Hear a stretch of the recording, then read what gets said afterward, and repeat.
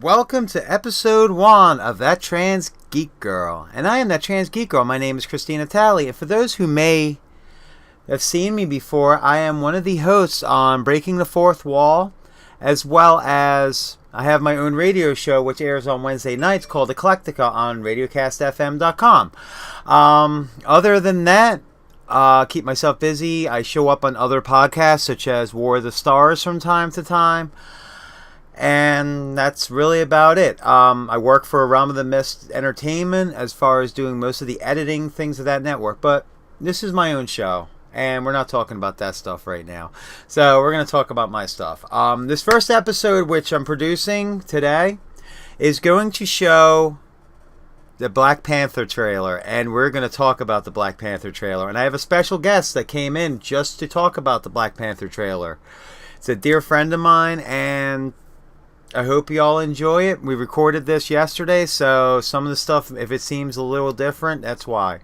Originally, the show was supposed to be longer. However, due to time constraints and other things, I felt it'd be easier to make this into a shorter show. This one's going to be a hair longer just because of the pure reason that, well, it's my first show, and I can do what I want. So, I hope you all enjoy it. Well, hey everyone, for a special treat today, we're going to review the Black Panther trailer. And the cool thing is about this, I actually have a guest with me. For my first ever show, I have a guest. I'm introducing Matthew Cruz of Gaming XP and of Breaking the Fourth Wall. Say hi, Matt. Hi, Matt. Smartass. Anyway, so right now, we're going to pause for a sec so you can watch. So I'm going to stream the trailer to you guys so we're all on the same page. Alright, so we'll be back in a sec. Tell me something. What do you know about Wakanda?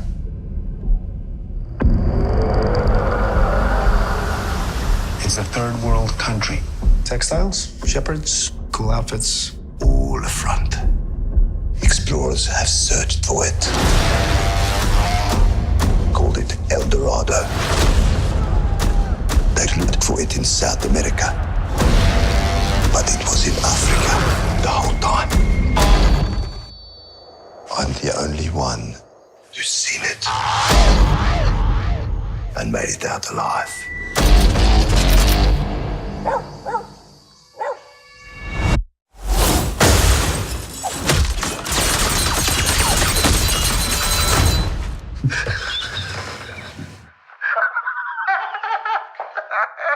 I can see you.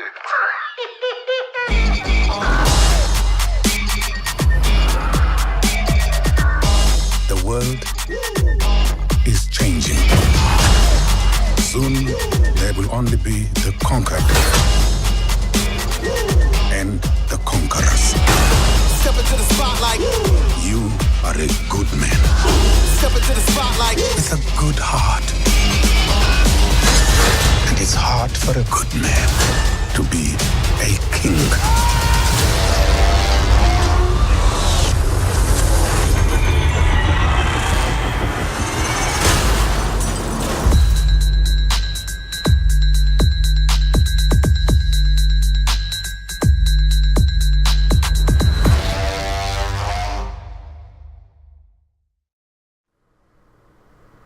Alright, we're back. And so, Matt, you've seen the Black Panther trailer, correct? Yes, I have. So what did you think of it?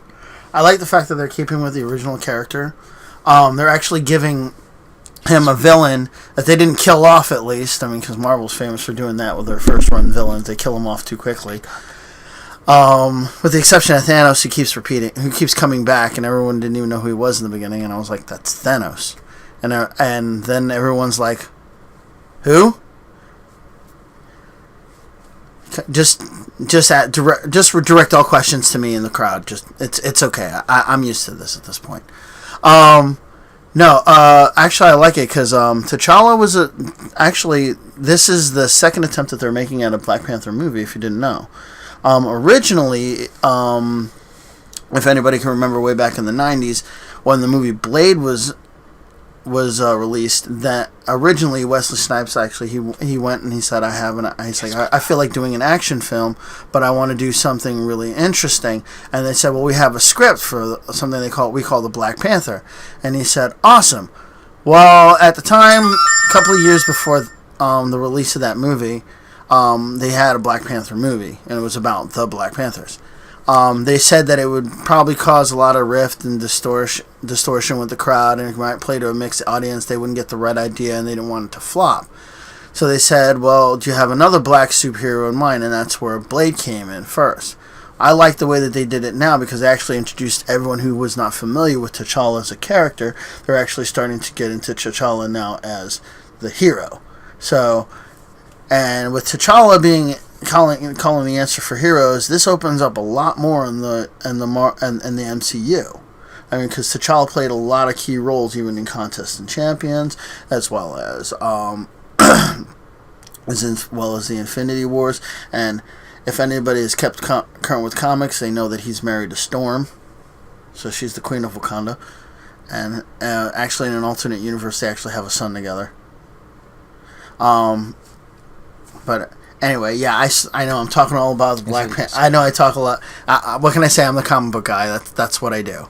I like the fact that they're keeping the original actor and they're giving him his own twist. They're keeping it within Wakanda, and I like the idea that they said that El Dorado was in Africa, not in South America. I was like, that's an interesting twist. I would think of that. I was thinking either that or like maybe an Atlantis spin, but they went something a little different for once. Somewhat the same, but different, and I actually liked it. I wonder if they're going to play much more into the aspect of their adamantium. I wonder what other aspects they're going to play into. It looks like the main villain from, if you remember, Age of Ultron, he's back in it. The gun trader, if you will. You're gonna find out why he has that mark on his neck. If you didn't know already, I mean, if you couldn't surmise it yourself, you're a comic book fan. And it looks like it's really gonna be good. I don't like to, when it comes to comic book predictions, I get excited way too fast. The fanboy in me. The fanboy, yeah. You can tell I've watched The Crow one too many times. The fanboy in me will always just get up there and jump and cheer for anything that they put on that's superhero related, and I always gotta pull myself down and back. But I like what I see so far. I mean, they gave the Black Panther his own flavor in it, and Civil War as well, and that was great. I mean, they made him not only a side character, they made him an interesting side character, and he wasn't even a main character, but he played into the whole story, and that's what I love about the MCU. They know they're blending everything just properly, and they need to stay with the idea. If Marvel is the franchise, the characters are just great players. Okay, I can give my thoughts on the trailer. I loved it. I'm actually, at this point, very excited to go see it. Like Matt said, Matt covered a lot of the history and everything else. Obviously, I don't need to rehash it for everyone, but seems like it's going to stay very true to the comic book Black Panther storyline, which we can only hope that is truly the case. But Marvel seems to be hitting it out of the park anyway recently.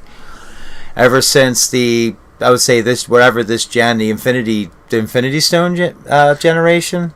I don't know. I guess the MCU universe is finally playing. They're finally realizing, hey, it's not just kid movies. No, you've got parents who raise their kids on their comic books. My daughter, Harley, she loves Young Justice. She loves The Flash. She wants to see Wonder Woman in theaters, and I want to take her. That's more DC though.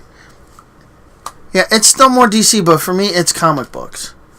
I love Image. I love, Top Cow. I like a lot of the independent comic books because they're independent. They play to the writers, and the writers are doing good work when they do it. They play to themselves. You know what I'm saying? When they play to the story. That's what makes comic books phenomenal. A lot of people think, it's just kids' cartoony crap. No, there's actual, real, some serious Shakespearean stuff going on here if you take a good, hard look. And that's what people underestimate too much. And now people are starting to see it. And I'm like, it's been there for a while. These are real love stories. These are real rivalry stories. These are real family members seeing family members getting torn apart right in front of their eyes. This is the real stories. Well, easy to relatable stories. It's not all just, they came from a distant planet. Some of them come right here from Earth. I mean, here's the other thing too I'm going to say about the Black Panther movie coming out. Maybe it's coming out next year. I think it's an interesting move for Marvel, considering that, they introduced Black Panther in the Civil War. Until then, they really didn't show Black Panther. Just as they brought back, people like Ant-Man, reinvention of Spider-Man. And so it's kind of an interesting move now to throw the backstory and pull Black Panther, who even in Civil War wasn't a main character, was almost a backdrop main character, and actually give him his own movie and pull him more into the limelight. It's something which I'm very interested in seeing how it plays out, and the movie looks phenomenal. I'm not going to lie. In the spirit of Marvel, as always, the movie looks absolutely phenomenal, and I cannot wait to see it. So, actually, if you think about it, it's Ant-Man in reverse. Because Ant-Man got his own movie first, and then they brought him into the MCU. This place, they put him in Civil War, and now they're giving him his own movie. They kind of went reverse, but it still works. I'm not saying that they did it wrong. I mean, I'm glad they did it one way, then they did it another. Great, keep it fresh, keep the ideas going. These are, like I said, the franchise is Marvel. The players or the actors are the heroes. Don't just try and stuff them under one barrel. Let them grow. That's why people still read their comic books. That's why there's generations being brought up on those comic books. All right, I would like to thank Matt Cruz for coming over to the lair, which is my little hideout, so to speak.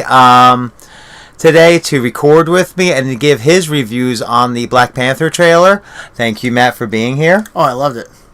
Thank you for everyone for watching today. I hope you join me next week for when we go for an ultimate battle royale.